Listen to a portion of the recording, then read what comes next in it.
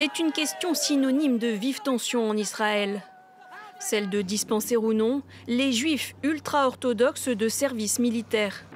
Une absence de conscription historique datant de la création même de l'État hébreu en 1948.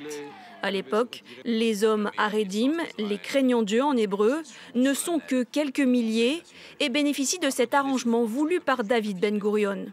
Seule condition, qu'ils se consacrent à l'étude des textes religieux. Mais depuis, la population ultra-orthodoxe a explosé et la situation du pays n'est plus la même. Depuis le début de la guerre, le 7 octobre 2023, de nombreuses voix s'élèvent pour demander la levée de ce privilège, alors que les ultra-orthodoxes représentent désormais 14% de la population juive d'Israël, soit environ 66 000 hommes supplémentaires en âge de servir l'armée nationale. L'histoire ne pardonnera à personne qui traînera l'État d'Israël dans des élections pendant la guerre et qui conduira à notre défaite. Nous avons besoin que nos frères haredim participent avec nous au grand commandement du service militaire. C'est une nécessité existentielle, nationale et sécuritaire. Nous devons le faire tout en préservant le gouvernement.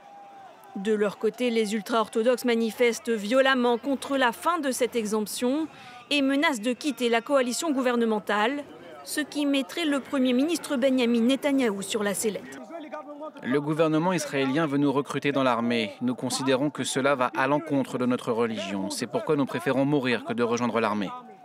Certains des rabbins invoquent le fait que l'étude des textes de la Torah protège le pays autant que l'armée. D'autres craignent que les jeunes enrôlés cessent de pratiquer la religion.